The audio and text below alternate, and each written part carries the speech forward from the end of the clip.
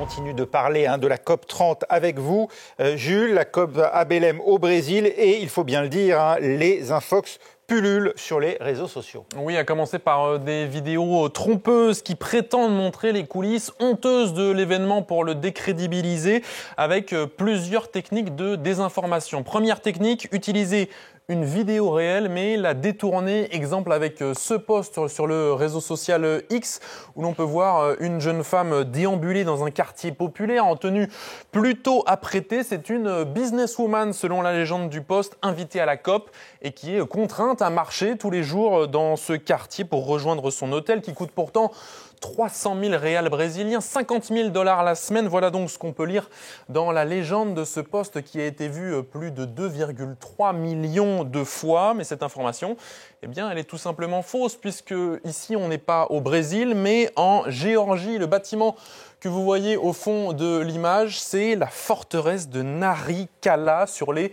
hauteurs de la capitale géorgienne Tbilissi. Autre technique de désinformation, l'utilisation de l'intelligence artificielle. Voici un faux reportage d'une fausse journaliste dans une fausse ville de Belém complètement inondée.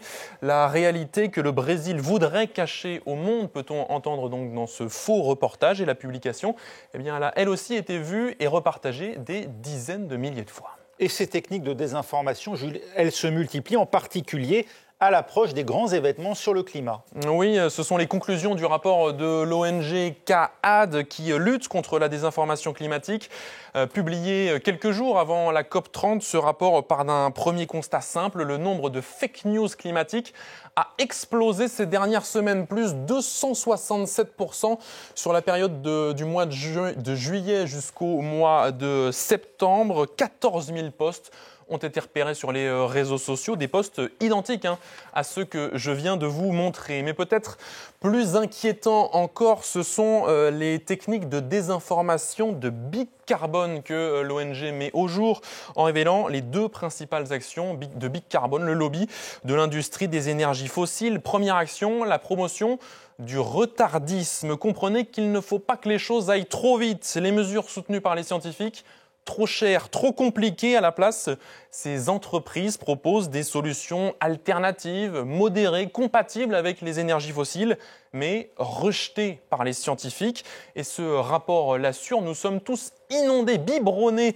à ces rhétoriques qui inondent l'espace médiatique. Exemple, en 2023, dans un précédent rapport de la même ONG qui révélait que près de 5 millions de dollars ont été dépensés par plusieurs entreprises, dont Total Energy, pour diffuser de la désinformation sur les réseaux sociaux avant la COP28 de Dubaï. L'autre stratégie, eh bien, c'est celle de l'isolement. Cette désinformation, elle est conçue pour créer l'illusion que les citoyens sont impuissants et surtout peut mobiliser. Résultat, les décideurs politiques qui sont pris dans cette désinformation, eh bien, ils pensent qu'en moyenne, seuls 38% des citoyens veulent agir davantage contre près de 70% dans la réalité. Une large adhésion, mais qui n'est pas représentée. Cela crée de la paralysie politique et ce sont les défenseurs des énergies fossiles qui marquent encore un point.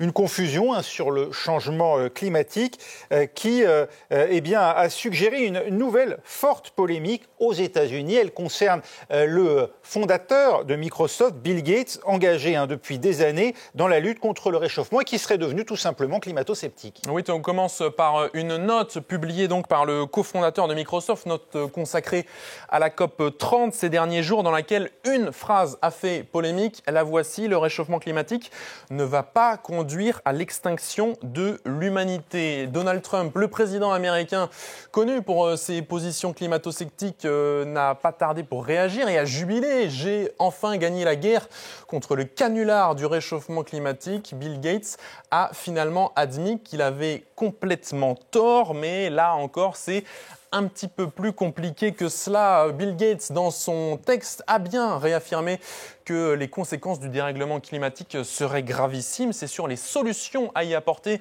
que le milliardaire a défrayé la chronique. Il milite dans son texte pour que les efforts se concentrent sur la pauvreté et sur les maladies, aider les hommes tout simplement à vivre dans un monde plus chaud. Mais cette vision, eh bien, elle irrite les scientifiques qui l'accusent d'utiliser des arguments fallacieux et de faire la promotion de ces fausses solutions alternatives dont je vous parlais, promues par l'industrie des énergies fossiles et qui se concentrent sur les conséquences plutôt que sur les causes, comme quoi eh bien, personne ne semble y échapper.